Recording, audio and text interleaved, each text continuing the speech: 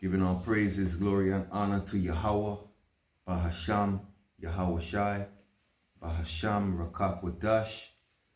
Double honors to the apostles, elders, and bishops of Great Millstone, pursuant to 1 Timothy 5:17. Salutations to the few sincere laborers pushing this truth in all sincerity.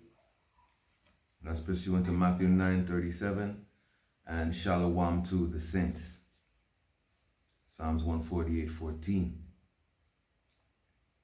And the title of this lesson is Become a Fool, that you may be wise. Become a fool,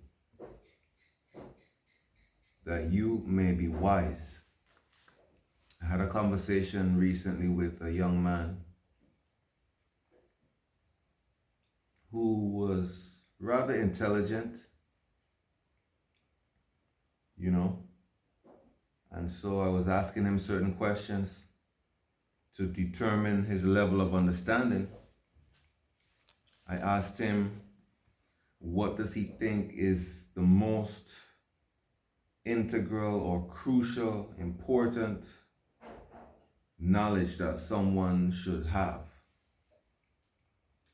And he answered correctly and said that it is knowledge of self.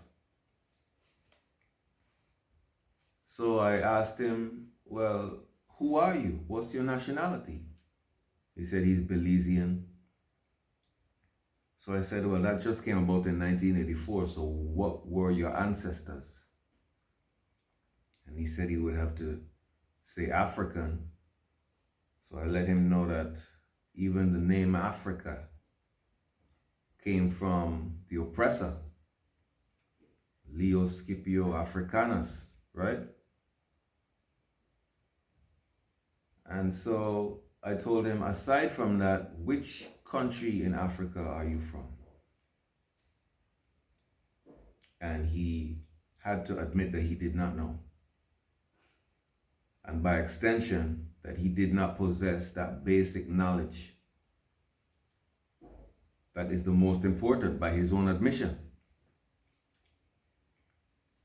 And so I told him that without knowledge of self, you cannot accurately filter any other information,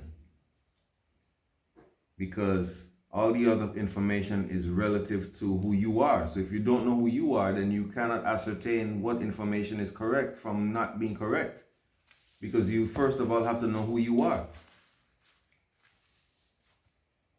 And he did not take long to grasp the understanding, I think he even mentioned, after I told him, when you go to the doctor, he interrupted and said, they need to know your blood type and whatever else to be able to diagnose you. So he was astute in terms of this knowledge that we're talking about, or this conversation thus far. And then, we started going into the true history of our people and referencing the Bible. And, at the end of it all, and basically, Deuteronomy 28, what happened to our people, how we lost our heritage, Jeremiah 17:4, went into cargo slave ships, Deuteronomy 28:68, Deuteronomy 5, 6, 7, 8, 8, 14, 13, 5, Exodus 20:2. And we broke it down, and he said at the end of it that I broke it down very simply. But how come these men who are, I guess he didn't say it like this, but basically these men who are high in society, who are our same nationality, how come they do not know this, or how come they do not teach this? So it shows you that his mindset was, since these people in high society do not accept this truth, it cannot be that simple. It has to be something more. And that's why the title of this lesson is Become a Fool, that you may be wise. Let's get 1 John 2:15. And these are basic precepts, and we have to go over these things over and over because, when you're dealing with people who are obstinate and you're dealing with people who are just willfully ignorant, you have to kind of drill these things into people's heads, But this is 1 John 2:15. It says, love not the world, neither the things that are in the world. If any man love the world, the love of the Father is not in him. So this love of the world that's being referred to here is not only desiring the things of the flesh, but it's also looking up to the people who are so-called successful in this world. James 4:4 says we shouldn't even be a friend with the world. We should be opposed to the world. But let's get this one in Acts chapter 10.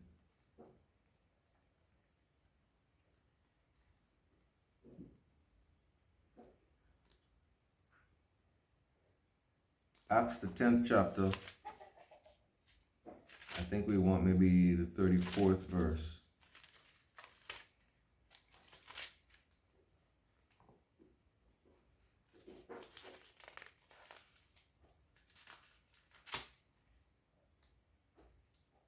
It says, then Peter opened his mouth and said, of a truth, I perceive that the Most High is no respecter of persons. You see that? So, according to Exodus 2:25 and Leviticus 26:9, the scripture says that the Most High respects the nation of Israel. But as far as individual people, he don't respect you because of who you are. He respects you because of, what you do. And your heart condition. But we should not be respecters of persons either. Because when you start respecting persons and you put the truth underneath what they say or what they follow or what they believe, then you're not really working out your own salvation. Right?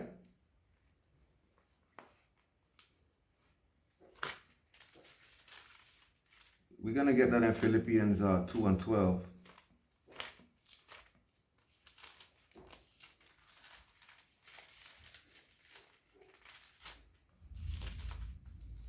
Philippians 2:12 says, wherefore, my beloved, as ye have always obeyed, not as in my presence only, but now much more in my absence, work out your own salvation with fear and trembling. See that? This is an individual thing where you have to take onus for what you believe and how you live. Let's get that in Sirach 33.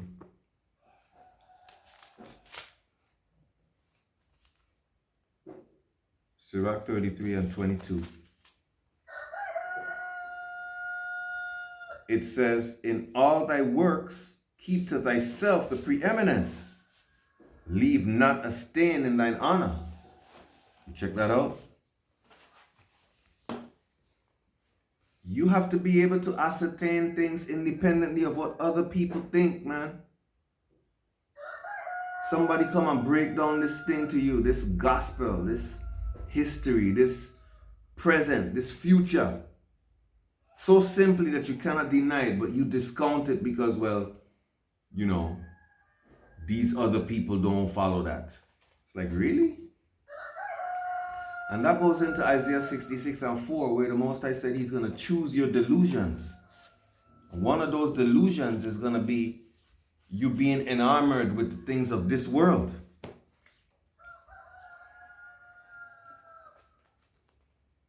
You being enamored with the things of this world and the people of this world is a delusion.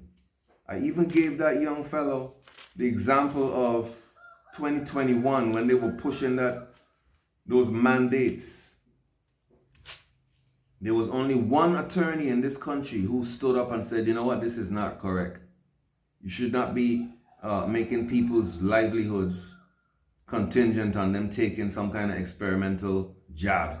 Only one attorney stood up and said that, but all of them put on their little suits and their little fancy black and white outfits and, you know, strut around as if they're, you know, representation is of the law and of truth and of righteousness. But none of them stood up except one. That shows you that they're a bunch of hypocrites, man. Well, this is 1 Corinthians now, chapter 1, from verse 17.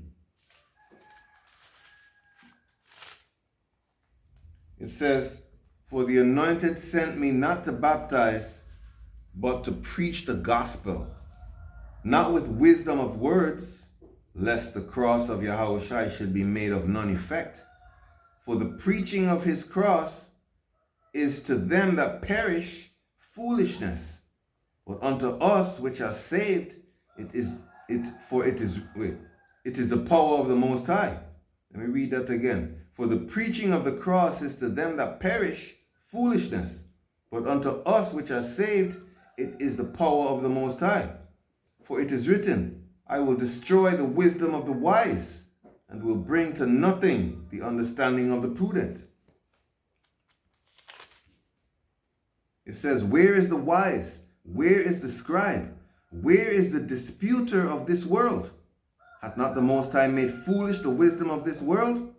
For after that, in the wisdom of the Most High, the world by wisdom knew not the Almighty. It pleased the Most High by the foolishness of preaching to save them that believe." So, you know, a lot has been said there. Basically, for those people who don't believe and who aren't called, then it's going to sound like foolishness to them. Even though you break it down to them and you show them, listen, this is what happened to us. And they don't have any other explanation for why we are in this condition. Yet they will refuse to believe what you're showing them because of whatever reason. One of those reasons is because they think that, well, other people should follow it. Other people who are successful in society. Don't you get it? You can't be successful in society and still be involved in this truth, man. That's why I say friendship with the world is enmity with the Most High. Success in the world is hatred with the Most High. James 4:4. So if you're waiting on your favorite successful person in society to believe this truth, then you are a respecter of men. Jeremiah 17:5 tell you that you're cursed if you're trusting in men. You check it out, but it also says in 1 Corinthians, the first chapter, the 20th verse, that the wise are going to be disputers of this world, who are letting you know that this world is nothing but corruption and darkness. I can talk about it, I think it's in First John? Let me just see if I get that real quick. That the whole world lieth in darkness.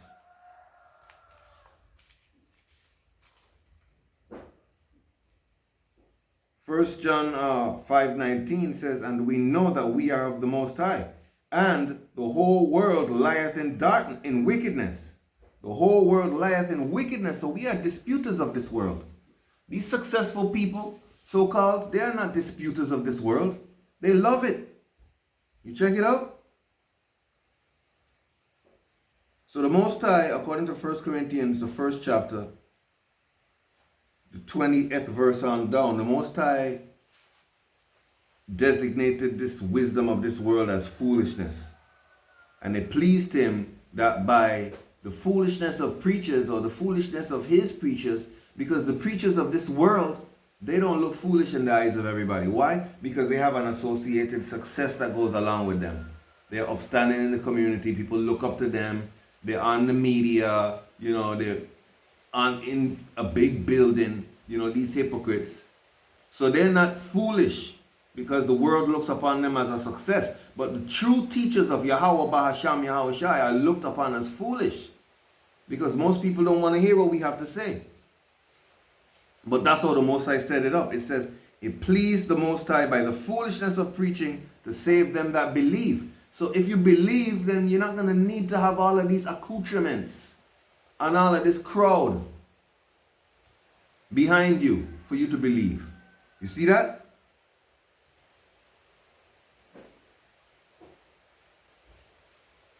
Let's get Matthew chapter 9. And we're not going to make this a long lesson. Matthew chapter 9.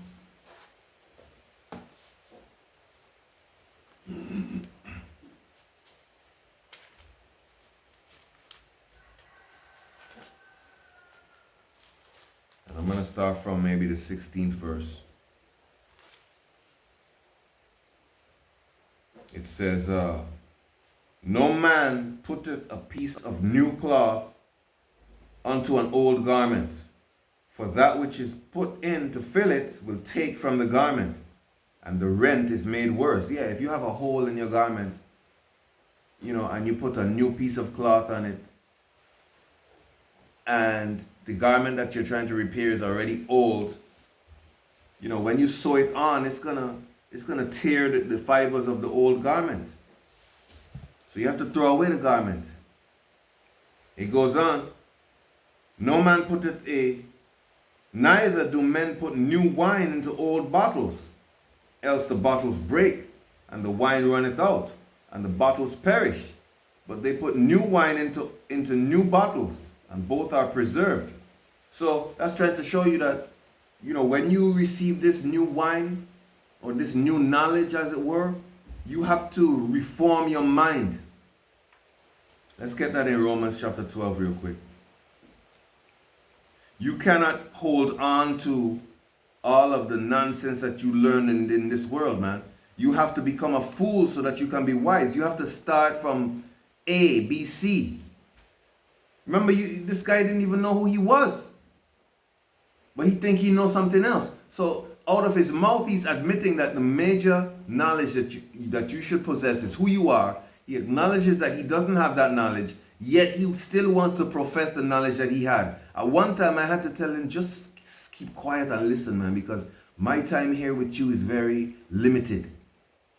And what you telling me is just a bunch of nonsense in the greater scheme of things. And he humbled down. He humbled down, Most High willing, he repent. But this is Romans 12 and 2.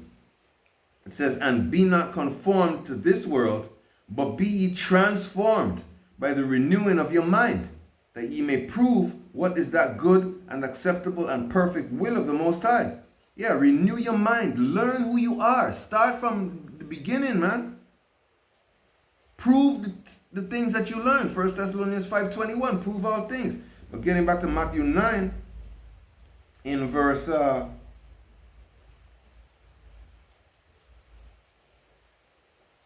17, it says, neither do men put new wine into old bottles, else the bottles break, and the wine runneth out, and the bottles perish. But they put new wine into new bottles, and both are preserved. So you have to be able to humble down and start from the beginning to learn this thing, man. And if you are unwilling to do that, and you want to hold on to the things that you already learned in Babylon's system, then you're going to be lost.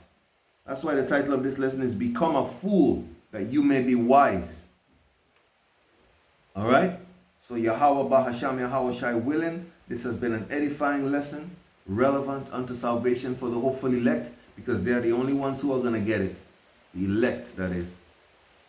Giving all praises, glory, and honor to Yahawah, Bahasham, Yahawashi, Bahasham, Rakakwadash. Double honors to the apostles, elders, and bishops of Great Millstone. Salutations to my fellow laborers, and shalom to the saints.